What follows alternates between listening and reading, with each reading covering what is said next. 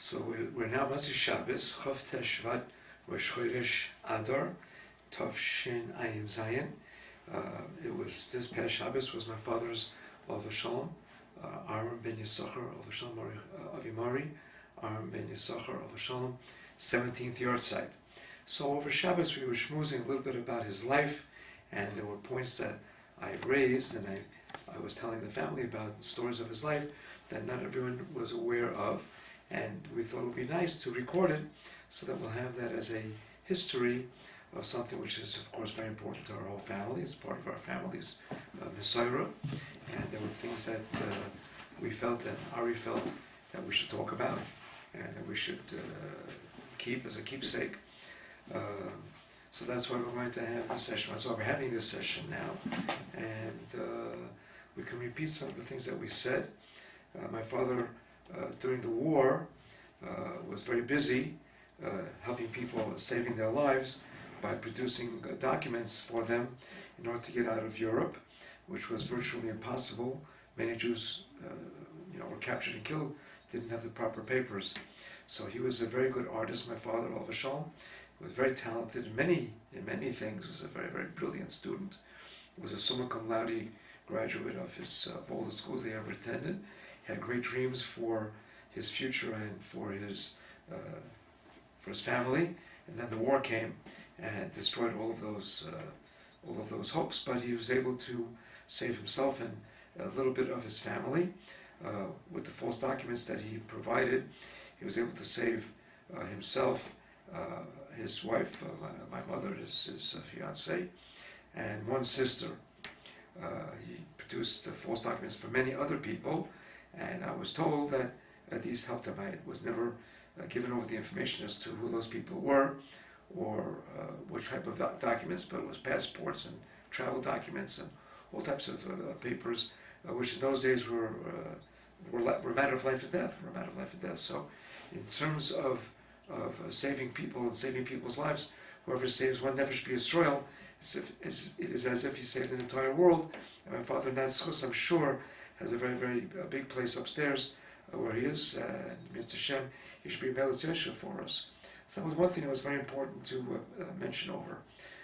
Another thing which was important to mention was that many of his family were captured and were taken to concentration camps and were killed. And I'm named after some of them. He was able to save my mother and her parents, his father-in-law, mother-in-law, with this false compartments that they had in Budapest. In Budapest, they built false walls, and people were hiding between these chambers, but between the walls, it looked like a room was a certain size, but the people were hiding behind that wall, and they were mamish hiding there for weeks and months. And he was able to save a very few number of people, including his own sister, who's Baruch Hashem still alive. Her name is Aunt Olis. She lives here in Forest Hills. Was able to save them. What else did we talk about on Shabbos that you wanted to discuss? What happened when you came here? Yes. So after the war was over, it's a well-known fact. The Americans had very, very strict immigration quotas. They were very, very, from our vantage point, they were very cruel. They would not let anybody in from Europe, or very, very few from each country. There was a certain immigration quota which was hard and fast. This was, and ironically today, we're in our modern time in 2017 here, where there's so much discussion about immigration and getting immigrants here. We're talking about getting people in from various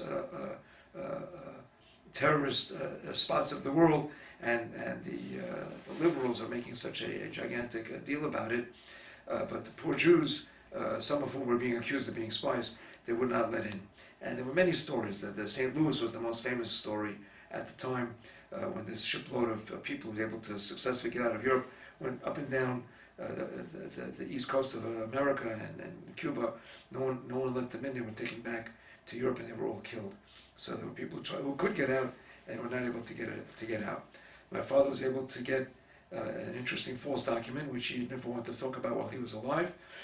This is something I think may or may not be good to publicize, but I'll say for the record here for the family. Mike Tress was a very prominent Askan, was very, very famous. Books written about him as a biography by ArtScroll.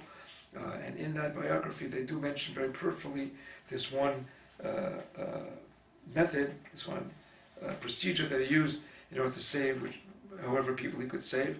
The Aguda announced conventions for people to be invited to come here in America, and they sent invitations to people in Europe to be delegates to come over here.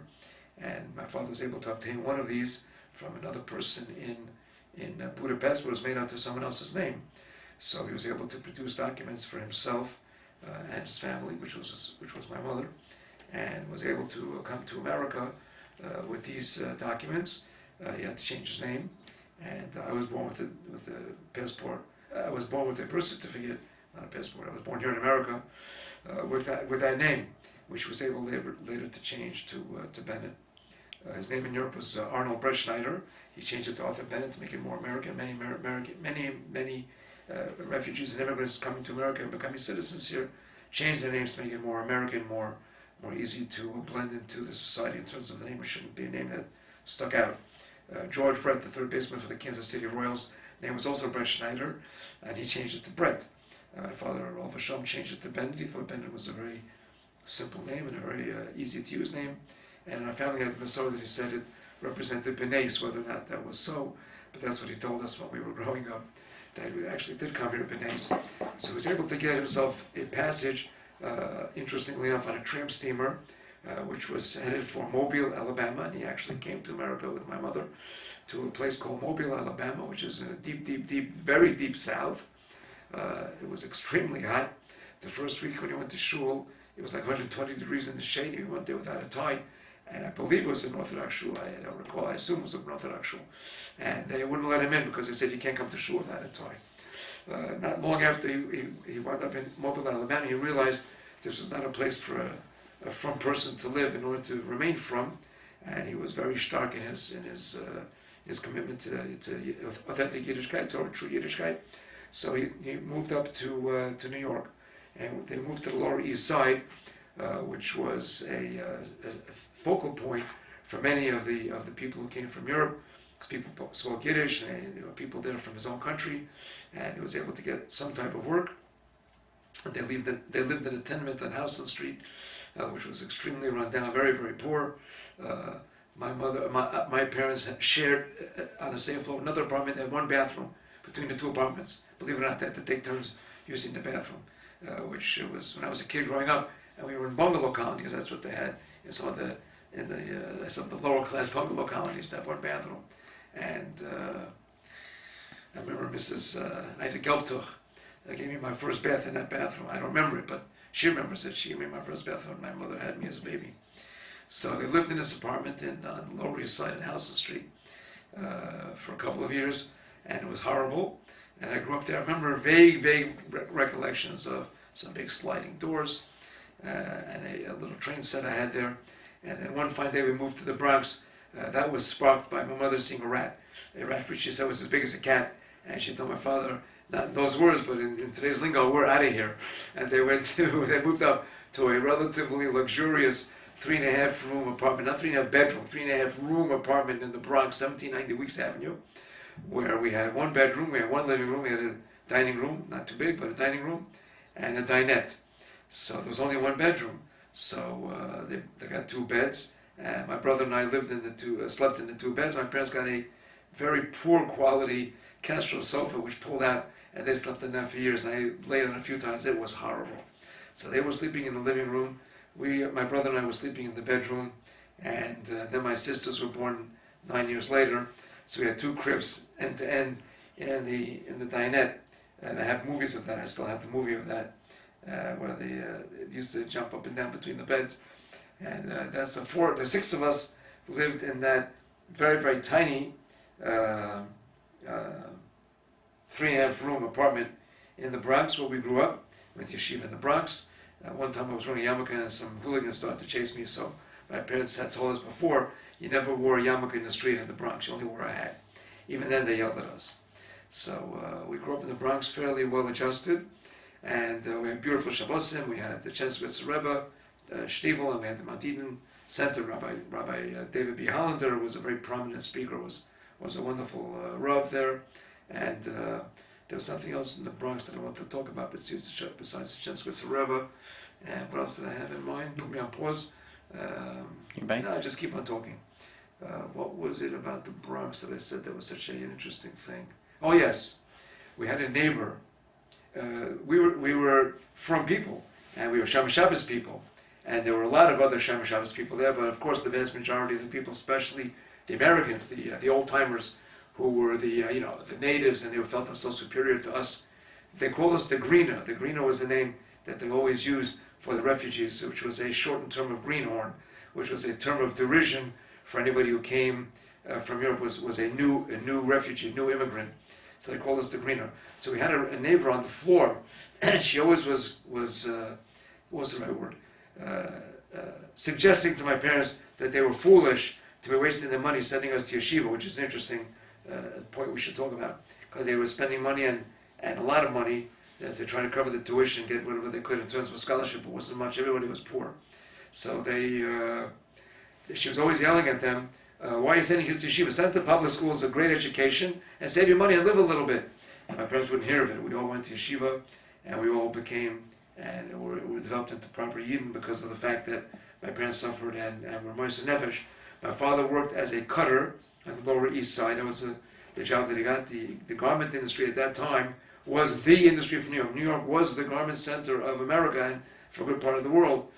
Today, of course, that's gone. It's all Indonesia and Vietnam and Bangladesh. All of that got taken away by cheap labor overseas. At that time, the unions were first getting started. That was after the Triangle Fire, where the unions got strength from the terrible abuses that the employers took, abusing the workers. The workers were treated very, very badly in these sweatshops. Do you remember what year this was? That was the 50s. I remember growing up. I was born in '48. That was in the 50s. The ILGWU, the International Ladies Garment Workers Union, was just becoming a powerhouse, and they were fighting for the workers' rights. So they fought for the workers' rights, and they finally got them the rights to get a decent wage. And the end result of that, of course, was that the garment industry was destroyed. They tried to be good and help, and the garment industry, which was the industry, you had to be there. When you were downtown, you saw there were racks of clothing flying through the streets, big racks on hangers. Clothing was the industry. You have no idea how gigantic this thing was. And there were people, thousands upon thousands of people working in this industry, preparing clothes. My father was in that industry, and of course, he was Shomer Shabbos, and of course, they were not Shomer Shabbos, they were anti-Shomer Shabbos. You had to work 6-7 days a week. It was usually 7. But I don't know if they gave off Sunday. I don't even know if Sunday was off, but Shabbos was certainly not off. And all the stories that you hear of the people who were Meiser Nefesh for Shmir Shabbos are absolutely 100% true. My father came home every single week when I was a little boy growing up, and he sang a song, I lost my job today. So that was a song that he sang on Friday. I didn't realize what it meant. I got a little bit older, and one day my father comes home on a Friday, and he says, I lost my job today. Like I said, and then I was older, I said, Daddy, what are you going to do? You lost your job. He says, don't worry, I got a better job on Monday or Sunday. I'll get a better job next week. So this was each and every week. It was Mamish, Mesiras Nefesh for Shmir Shabbos, which also was a tremendous chus, and he was very happy about it. He was not like the stories that we discussed yesterday of those people who came were Shvet Society Chas v'Shalom. He was delighted. He was proud of it. He had a tremendous background. Not his father, but his great-grandfather or great-great-grandfather was a shochet in Premishlan, very strong Hasidic background. His father was a Belz Chassid. The Belz Rebbe, the Belz people were interested to hear about it. I never contacted them. During his flight during Budapest, when he was running away from the Nazis, stayed in my grandfather's house. My grandfather, his father, Olav Shalom, his name was Yisachar ben Elio. My father was Aaron ben Yisachar. Had a grocery store in Budapest on Dobowitza, around the corner from this very, very big temple on this big Neolog shul. There was a place called Neolog. It was different. It was like between Orthodox and Conservative in those days. The Firma people didn't daven there. But it was the biggest, it's still around. The shul is still open. You go and see it. They've renovated it. It's still standing. This big temple. But my grandfather's grocery store was around the corner, and he was taken away and was killed. I found out later in life that his father, where he was killed by the Nazis. He had come from Poland. So my father came from Hungary, came from Budapest, I got lost in this thing. Where did I was talking about something else. Cutting in the street in the Oh yes. job every week. So there came to be so Shmir Shabbos was something that he had as a Masorah, which was very stark. So he was this cutter, and I remember he used to bring home work from work. He would work day and night to try to barely eke out a survival, to pay the month's rent, which was $55 a month. In those days, it was a lot of money, and it was always late paying the rent, and it was always late paying the yeshiva. I remember many times the stories today about these kids being traumatized. I was sent home from yeshiva the first day because he had not paid the yeshiva bill. He didn't have enough money. There was constant tension in the house because there was just not enough money to go around, and he was trying as hard as he could to do what he could, and it was frustrating to him. And I knew that it was frustrating to him because he was such a smart person, and he felt an obligation that he had to find whatever work he could instead of sacrificing it. And my mother wasn't working at the time, or she was raising the kids actually. Actually, she did go to work in between. There were periods of time when my mother, when they were both working. What would she work as? I don't remember what she did. Later, much later, when I was in high school, she had a knitting shop that she started. I forget what she was doing when I was a kid growing up, but I remember coming home many days when they were both out working, and there still wasn't enough money, and there was always a struggle. Paying the bills was always a struggle. We never had a car, for example. When my father's sister that he was able to get out of Europe got married a very fine fellow, Sam Rizal, who was a watchmaker. You get married here? Got married here, yeah. I walked down there by their wedding. It was in the mid-50s, 56, 57, 55, somewhere around, I think it was 56. I was at I still remember their wedding. I was very proud. I went to a chassan. I was a little kid. So they actually were doing fairly well. So he bought a car. He had a little Ford Fairlane. To us, it was like magic. Somebody had a car. It was like, it had no air conditioning, had no air conditioning. And we used to go on trips with their car. It was like fantastic, because we always went on subways and buses. So for us to have a car was like a mystical thing. It was a mystical thing. We never had a car. I remember we got our first car when I was much older. I was in college. College. Got our first car.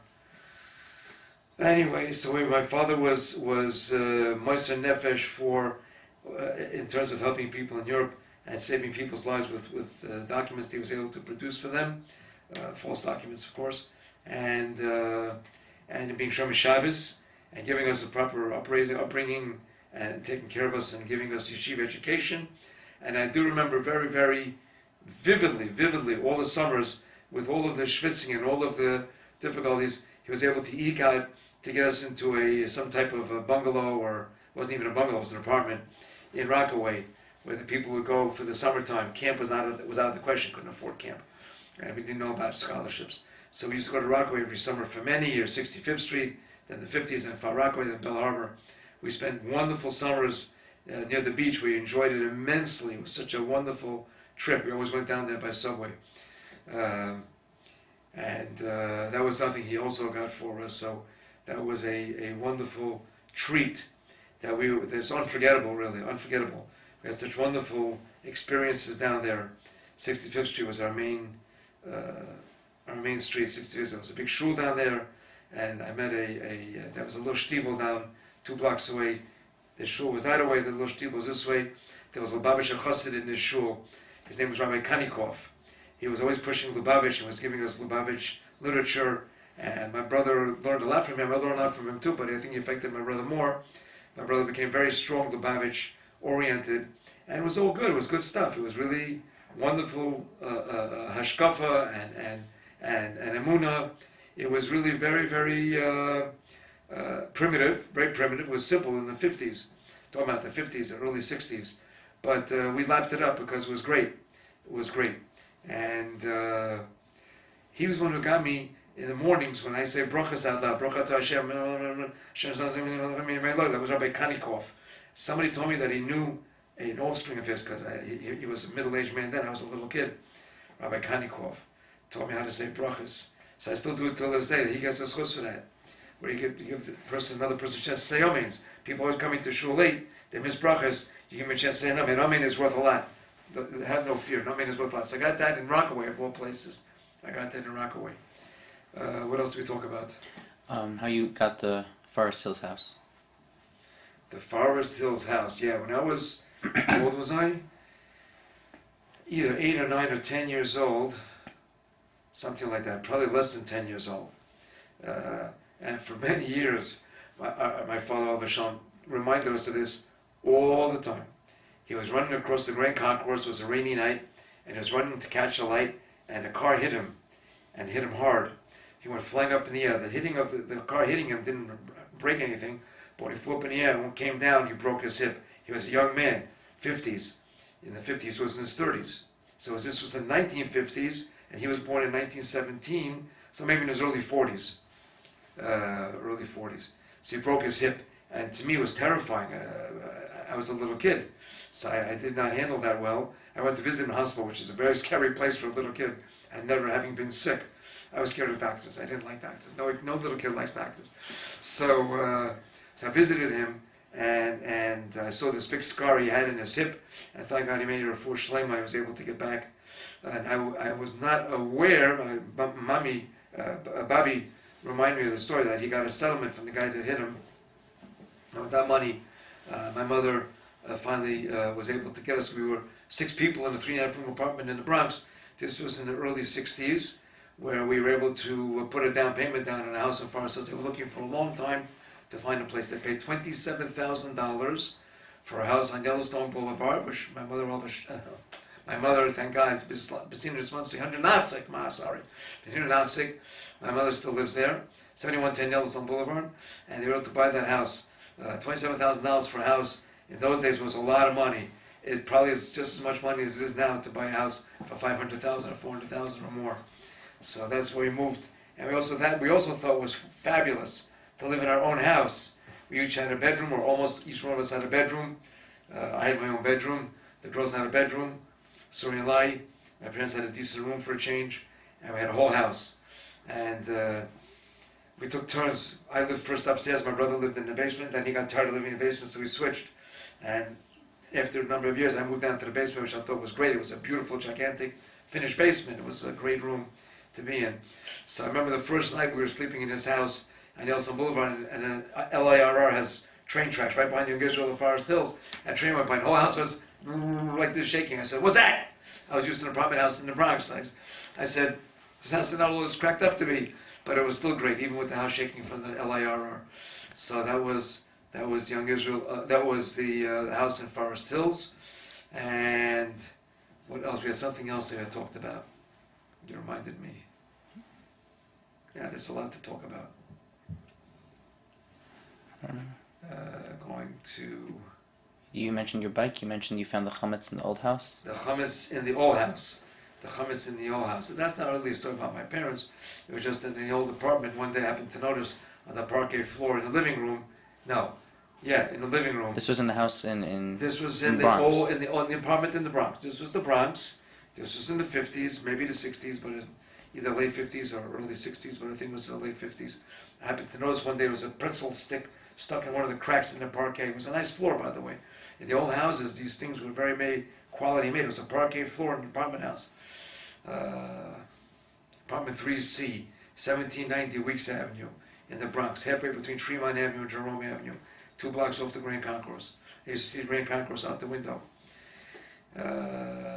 So I noticed that one day. It didn't stick me. It didn't have any impact on me. But then it came out of Pesach. We were doing B'dikas Chametz. I said, "Wait a minute. There's a pretzel stick stuck in the floor." So I said, "Wait a minute. I know where there's chametz here." So I ran to the living room very carefully and dug out this pretzel stick before Pesach, so we shouldn't have any chametz in the house on Pesach. So that was a story about me growing up in the Bronx. It had nothing to do with the topic, but it was just an interesting story. But there's something that really happened. So that was interesting. But this lady, Mrs. Joseph was her name. It was funny, Mrs. Joseph, I remember her. She always said to my parents, "Why are you wasting your money sending kids to yeshiva? Send them to public school." My parents wouldn't hear of it. And we had Chenskitz, a Rabbi, who else do we have there? Rabbi Hollander. We had a little shul on our block, Rabbi Rosenbaum. He closed down. He had built a mikveh there, and they found it later on. It was written up in a newspaper. They found an old building with a mikveh in it. They didn't realize it was a shul, which never could get a minyan on Weeks Avenue. Yeah. Anyway, what else? The Bronx was a very vibrant place, loaded with from Yidden. Used to go to the park every Shabbos, and were hundreds, if not thousands, of people sitting in the park in the summertime, in the springtime, enjoying it right next to the Mount Eden Shul, and that was the Bronx. There are stories that are written about the Bronx, about those days, especially Chenskvitz Rebbe. The Chenskvitz Rebbe moved to Monsey. He was recently nifter. His wife passed away many years after him. She was the oldest Rebbetzin in America at the time that she died. She was over 100 years old. I forgot her name. Very short little lady. We used to have a very, very, very warm minyan. Very warm. It didn't have air conditioning, but they finally got air conditioning. But in the days before air conditioning, it was a very warm minyan. Not only were schwitzing, but there was the Herman brothers and the Walters and the Hecht brothers. There were a lot of very chashuva people. Had growing up, the Reichman brothers. Reichman, who are now Rosh Yeshiva at YU. And the Hecht brothers, one of the Hecht brothers lives over here. And very chashuva people related to the Hecht from Lubavitch. We had a wonderful shul there by the Chenskvitz Rebbe in that shtibel. Tommy Herman still lives around here. He comes to shul. I guess the Torah see him all the time. The two Herman brothers, starker Hungarians, very, very, very stark. They were great guys. Very, very warme Yidden, and were very, very Oskehidden. They held everything up. Everything was on a very high madrega. The Rebbe was a very chashuva Rebbe. I remember one time when his father was still alive, or was his father, and it was a Shabbos morning, and it was a shtibel. It was a regular shtibel like you're used to today. We had a curtain in the back, we had a section back for the ladies, and we were sitting in the front. And the Rebbe ran into the shul one time, middle of davening, opened up the Aron Kodesh, started to cry to the Aron Kodesh, because the Alter Rebbe was going, and he passed away shortly thereafter. That struck us as a very striking thing, because she never came into the men's section, ever, of course, during davening yet, of all times. So that was something else that happened in the Bronx. What else did we talk about? There were things that my father did we should remember. Oh yeah, this is a very interesting story. This happened in 1959. I'll tell you how I remember exactly what year it was. We never did anything Shabbos afternoons. He was working so hard, Nebuch. He always took a nap. And I remember him falling asleep at the table. And I said, how could you fall asleep at the Shabbos table? And of course I do that now. So he was such a hard-working person. Always was working hard. And Friday afternoon. So it was a Shabbos afternoon. Friday afternoon. And this never, ever happened. He calls me and my brother and said, guys, boys, let's go for a walk. So we looked at each other, go for a walk. We never, ever did that. So we started to walk down the Grand Concourse, and we're going for a walk. I knew the concourse very well. I was very familiar with the concourse. We're walking towards Yankee Stadium, which was down the street from us, a few miles down, 161st Street and River Avenue, Yankee Stadium, and we were 175th Street. So if you walk straight down a couple of miles, you would hit Yankee Stadium. But before you hit Yankee Stadium, and you're walking straight down on the Grand Concourse, you hit the very, very world-famous Concourse Plaza Hotel. This was a very, very prominent, very famous landmark in the Bronx. The Concourse Plaza Hotel was on the Grand Concourse, and this was a very old, very, very mainline, very famous. I never was in there. I never walked in there once. It was too fancy for us greener, for us refugee kids, and us. It had nothing to do with us. I assume that the Yankees used it for their purposes, because it was right. It was across the street from Yankee Stadium. Across the street and down the street was Yankee Stadium. So the Concourse Plaza Hotel. So we're walking towards the Concourse Plaza Hotel. All of a sudden, as we were walking down the street, on the side of the hotel, we saw a huge mob of people. A huge mob of people. And we looked down the street. We didn't get too close because there's a mob of people. And there's a very, very tall man talking to this mob of people. So my father lets us look at this sight of this huge bunch of people and this tall man talking to these people. And he says, boys, you know what that is? We had no clue. He said, that's John F. Kennedy. He's going to be the next president of the United States. And then we went home. He knew that he was speaking there and he wanted us to see John F. Kennedy. So I saw John F. Kennedy as he was running for president in 1959. He was talking to a bunch of people in the Bronx. So that was a very memorable thing that we did that I did with my father-in-law, Vashon, which he wanted us to have that experience. I wanted to ride a bike. And it reminds me of this story because I used to bike down to Yankee Stadium once I got a bike. I learned how to ride a bike the hard way. I did it myself. I fell down, I got all bruised up and bleeding, but I finally learned how to ride a two-wheeler, which I'd always not done because no one there to teach me.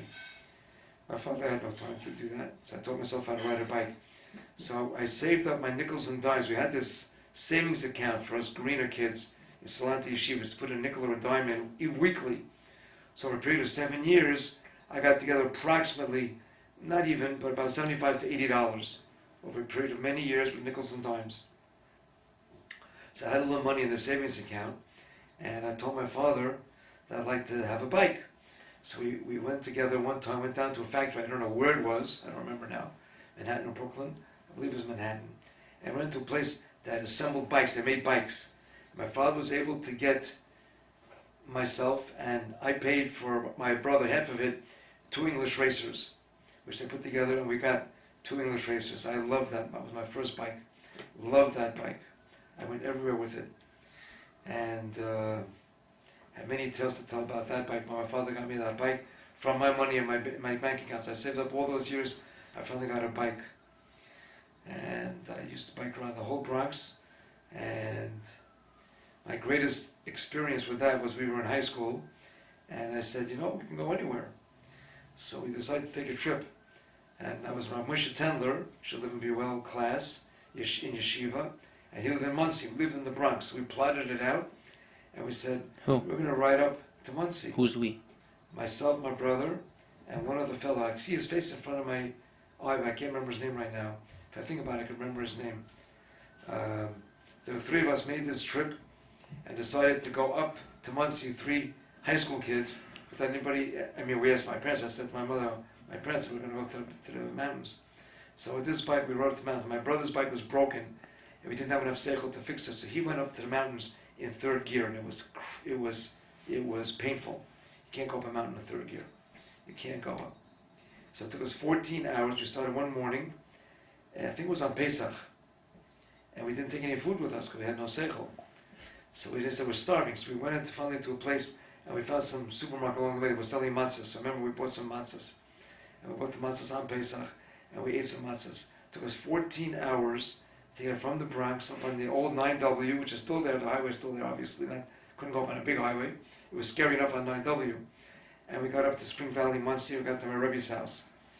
And exhausted. We were exhausted. So Rebbe offered to keep our bikes in his garage, and we took a bus back down to the Bronx. So we drove back down to the Bronx.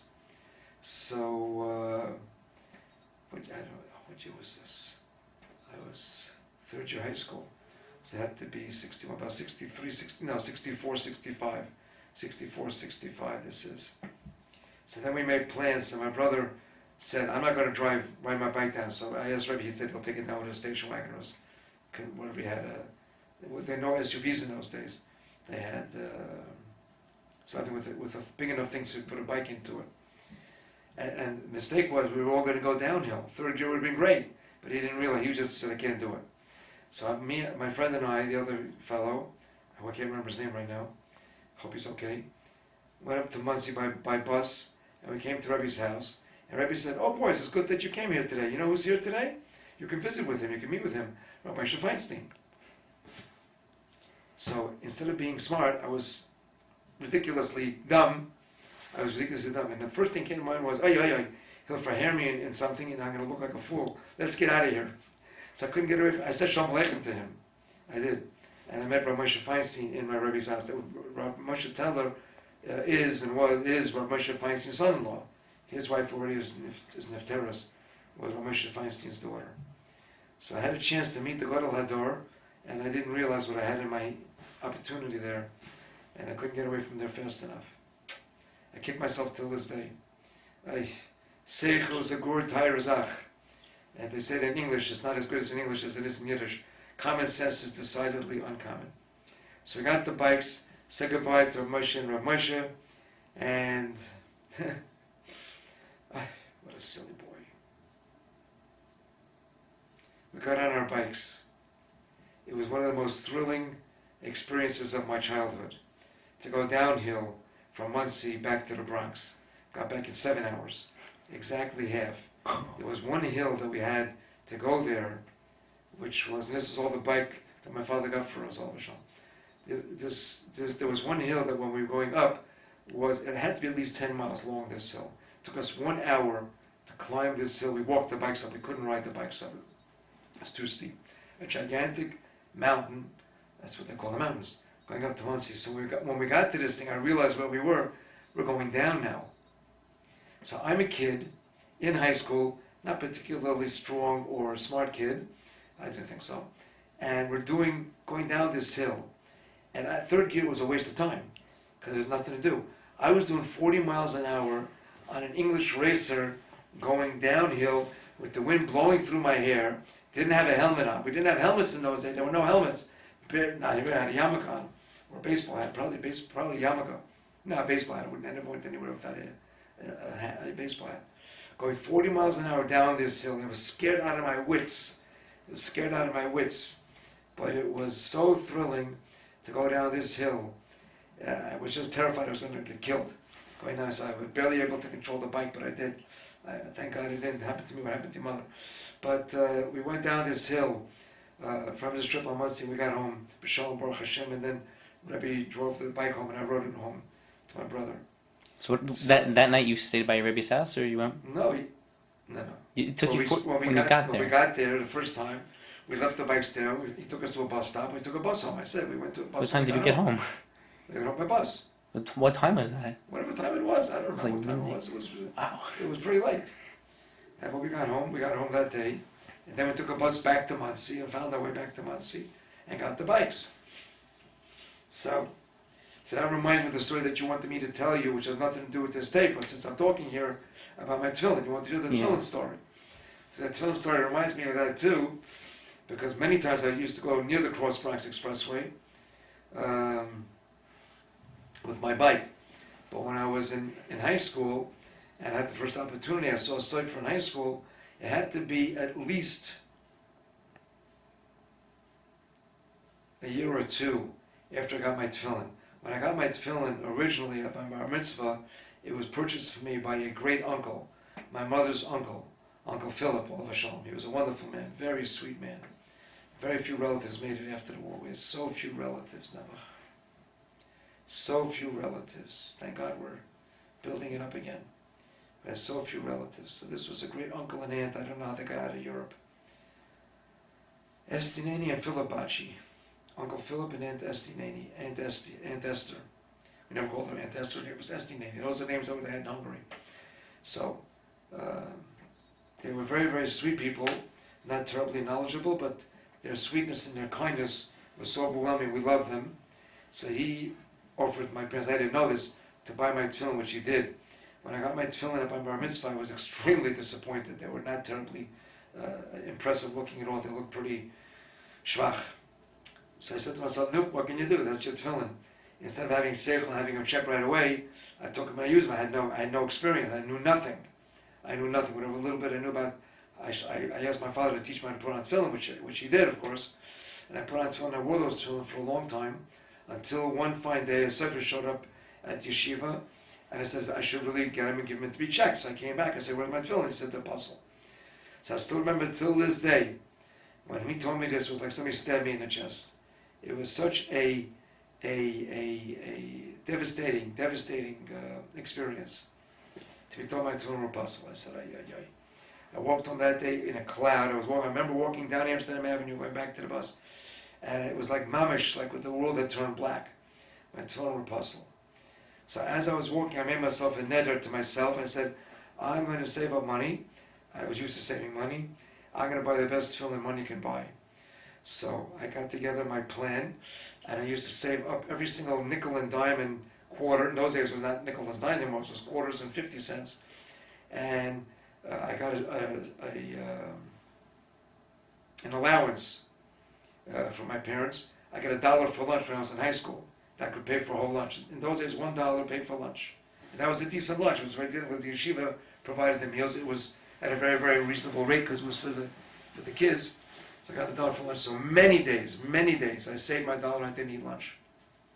Because I'm so thin today. I'm pretty skinny because I fasted many, many times. And I saved my bus money. That was the story when I was walking across the bridge to the Cross Bronx Expressway, when these three shkotzim were walking past me, and I had my couple of pennies or a dollar in my pocket to save the bus money.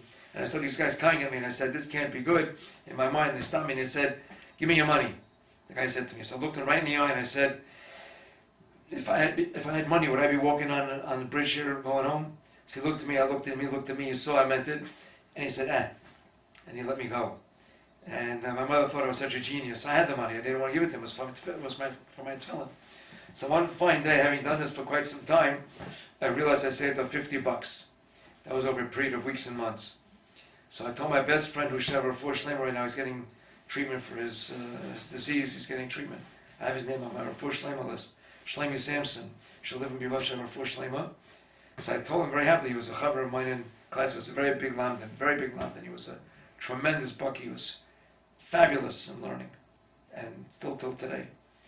And I said, I'm very happy today. He says, why are you so happy today? I said, I'm up to half of my goal that I set for myself to buy a pair of tefillin, because I don't have tefillin. Oh, by the way, before we get to that, so what did I do? I didn't have tefillin. So my father was able to borrow somebody's old tefillin. I took immediately to be checked. This time I got smarter right now, but I knew the trick. And these were kosher tefillin.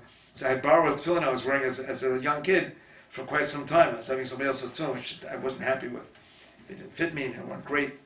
They were certainly not anything to talk about. They were kosher. Hey, they were kosher, so a lot to be said about. Kosher pair of tefillin is worth everything. So I wore that. And then I said to my friend Shlomi Samson, I said, I'm very happy today because I got halfway to my goal for the tefillin. He said, what's your goal? I said, $100. So he said to me out of the blue, I totally was taken aback. He said, I'll make you a deal. He said, if I lend you the other $50, will you go to the sofer that I tell you to go to? I said, sure. In fact, I said, Pon Fakir, thank you very much. I wouldn't even know where to go. So he said, okay, I'll lend you the $50, and you can go and buy tefillin now. So I said, thank you very much, which he did. He lent me the $50. So to jump ahead to the story, to leave out what happened with that, so I told my father, Daddy, I got the tefillin, I have a place to go to, it's in Borough Park, which to me was the other side of the moon. I lived in the Bronx. I didn't know Borough Park from nothing. I didn't know the Brooklyn at all. This is when you were 15 or 16. What? You were 15 or 16. Something like that. So when did you move to Forest Hills? We moved to Forest Hills. Hang on. Second year high school. 63, 64. So this is... At 61 I graduated elementary school. For 2 years I took the bus to high school, and then I had to take a train from Forest Hills. So 2 years, so 61, 63. So then it had to be 65, 66. I can't remember exactly what year. It doesn't really make a difference. At this time, it certainly doesn't make a difference. So I said to my father, I got the money. Could we find a time when you can go with me? I'd like you to come with me. So he said, okay. So, but then he said, but why have to go over there? Why can't you go anyplace? I said, Dad, I promised the man that I took he lent me the money. I told him the story, how he lent me the money. He said, okay, I'll go with you. So the whole trip, going to Borough Park, my father's not giving me a Chinese home shop. Why can't we have to go here? We have to go anywhere. I said, but Daddy, but I promised him. I said I have to go to this man. I also called the man up and I made an appointment to come there and buy tefillin from him.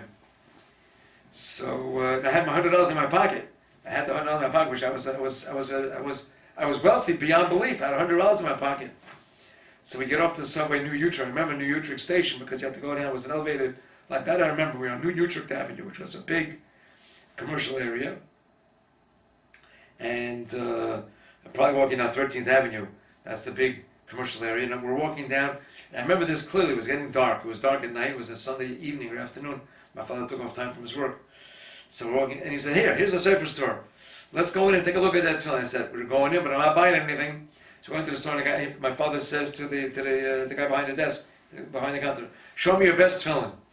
So he shows them. I looked at them. They were gorgeous. They were so beautiful. Beautiful, new, beautiful. I mean, mamish beautiful. So my father says to the guy, how much are these tefillin? He says, $100. So my father says, hey, do you see? $100. I said, thank you very much. No, thank you. And we walked down the store and we found this fellow's, it was a sofer Spinner was his name. I remember his name, Spinner. And I mentioned his name to a few people after, and I'll tell you the rest of the story in a minute. So,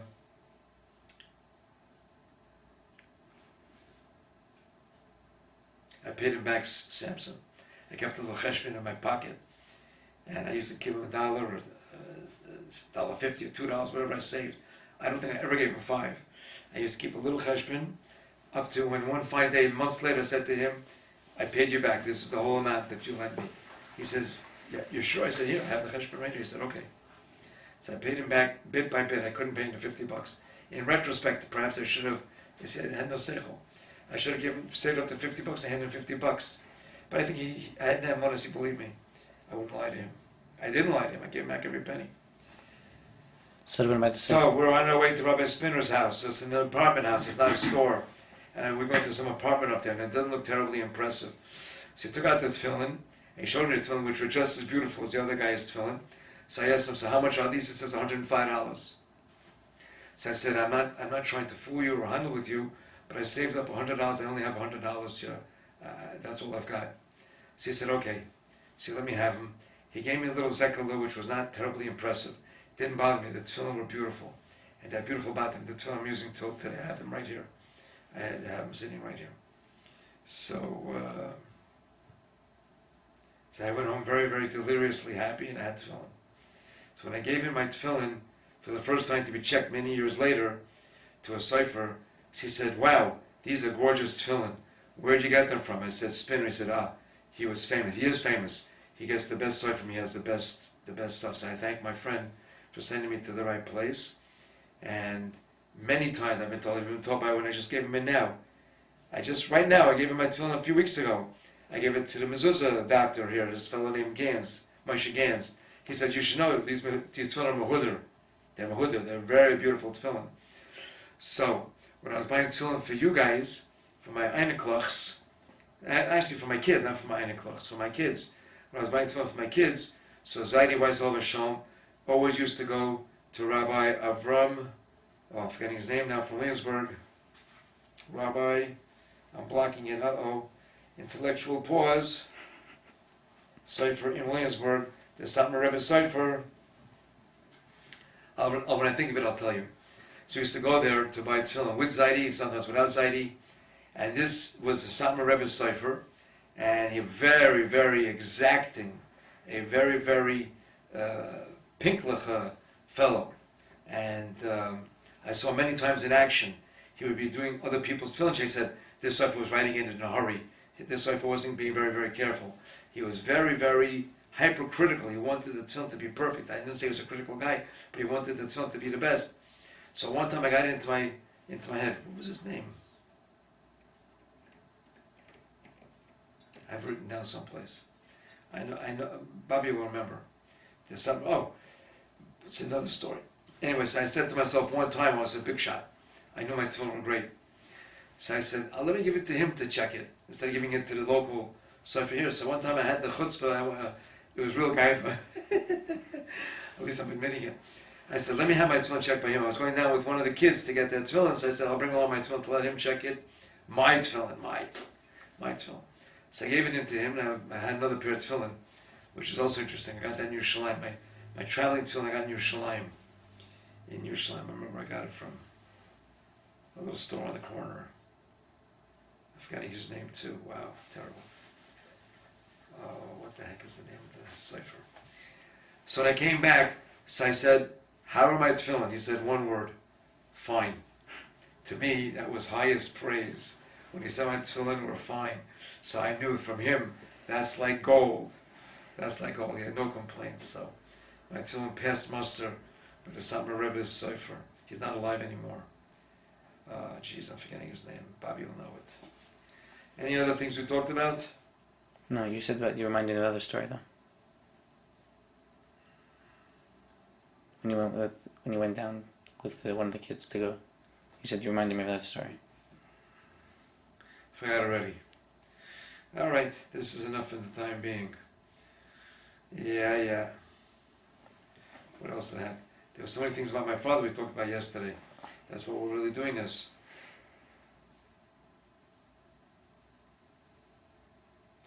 My father always grew up with many, many sayings. One of them was the rotten onion story. He was in Budapest for 2 weeks trying to find food. There's nothing to eat. It's a war, you have to remember. It's a war. There are no trucks coming in bringing food to the groceries. It's a war. There was nothing to eat. They were starving. People died of starvation. He found the rotten onion in the street. He took off a little piece for 2 weeks every day, and it kept him alive. A little piece. He always told us that story. We were sick of that story because we couldn't grasp it as kids. Didn't it have those the Zeidy Weiss? Huh? Didn't it also have the Zeidy Weiss? I don't remember. That you have to ask Bobby. That's my childhood. The rotten onion story is my childhood. I remember Bobby Weiss telling me that Zeidy Weiss had found an onion in the street. It was half rotten. He could have Zeidy Weiss? I don't. Bobby Weiss was telling me.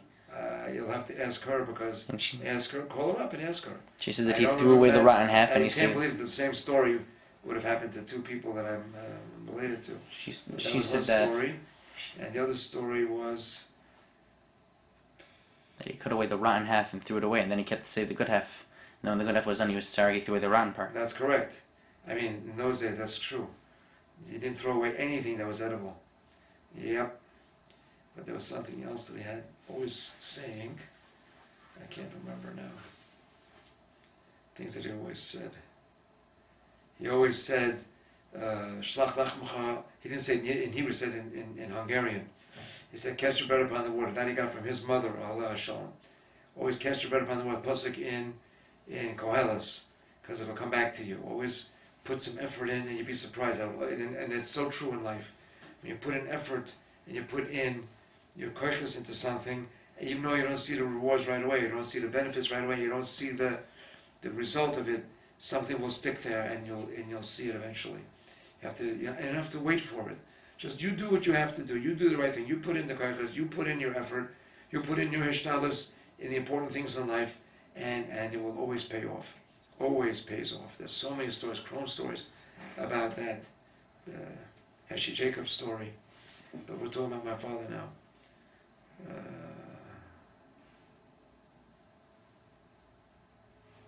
He was singing in a choir. He wanted us to be confident at the Yamid. So he took us and had us join in choirs. We sang in choirs all over New York. Max Sterner was not Max Sterner, Sam Sterner. Sam Sterner was the most famous choir in New York when I was growing up. We sang in Sterner's choir, and then the second most famous was Max Pincus. So we sang in Pincus. Sterner was a tyrant. Sterner was a very, very difficult boss, and he used to yell at kids and yell at this choir to get them to do what he wanted. Yeah? Can I come in? Yeah, sure. Are you dressed? No. There's a video going on. So one time so one time when I was a little kid, he was a choir for the Grossingers, which was a very swanky resort in those days. Grossingers was for the very fancy people.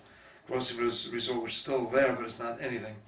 And I remember one year we went there for Yom Rhyme, and we sang in Sterner's choir at Grossingers, and one of the little Grossinger girls was chasing me because she has some kind of huts for me. And that was one interesting story. But the story I wanted to tell you was, we went to a place called the Romanian Shul, which I had never heard of, Lower East Side. Now I already was living in the Bronx, I already had forgotten the Lower East Side. So one time, Pincus got the contract to sing, to have the choir there for Yom Noraim at the Romanian Shul, which was a packed shul. It was a very big shul, the biggest Mount Eden shul, if not bigger. I remember clearly at the Amid, they had this leather box, a box which had a leather top. It was like a sofa top, but it was leather, and there was a paddle. And when people talked too much, you used to smack it on his leather to go slam, to tell the people to be quiet. You used to smack this thing. So that was at the front of the Amid there. I remember that clearly, the Romanian shul. So we sang there. For the people who were down there, this was like a treat. They had a choir. So I remember one time, I remember what day it was. It was probably Rosh Hashanah. It was probably Rosh Hashanah. It was Rosh Hashanah. I'll call you back in a couple of minutes. And I wasn't feeling well. I told Mr. Pincus, I said, I don't feel well. I can't. So are you kidding? Our biggest thing is your duet with your brother. It was my brother and I. We had this duet that it was a novelty act. So we had this duet. We always sang duets. My brother and I. I sang the high, he sang the low. So we were the Bennett boys. So I said, I can't do this. He said, you got to do it. Yeah, you got no choice. So I stood there. What can I do? So it came time to sing. It's in Kedusha of Shmon Esrei. V'hu yashmienu. V'hu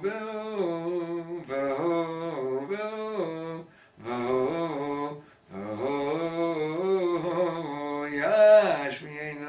It was a very famous piece, and you had to hear it to understand. I just sang both halves of it. So I'm singing. I said I can't do it, but I have to do it. So I mustered all the energy and I put my whole koiches. I was singing my guts out, mamish, and we sang this fantastically. And then when we finished, and then the Chazan finished Kedusha, there was like a moment of silence. The whole shul was absolutely quiet. I never forgot this. The whole shul got pitch quiet right after we finished, and then they all burst out in applause on Rosh Hashanah. They all started clapping, which was an unheard of thing. And I remember clearly the Gabbai is smacking this paddle thing on this leather thing, smack, what a car, you guys, what's with you? I remember this clearly, so clearly. This was the highlight of my glorious singing career. My father got us to sing. So I remember, I told the guy, I got to get out of here. I told the choir leader, I was finished. So he let me go out. I remember people smacking me on the back as I was walking down the hall to a side room. I went to a side room and I fainted. And then they had to carry me back to the place where we were going to have lunch. I remember eating chicken soup. I was half alive. I fainted. I was feeling so sick. So that was my choir, a little bit of my choir experience. We sang in Mount Eden Shul many times with the Chazan over there. That was like standard for us. That we were used to it. There were many times they had choirs there. Many choirs. We had Sterner there. We had Pincus there. That's how I got to know them. So what else? They had the summertime. We had the choirs. There's a lot more to talk about. The bike, yeshiva.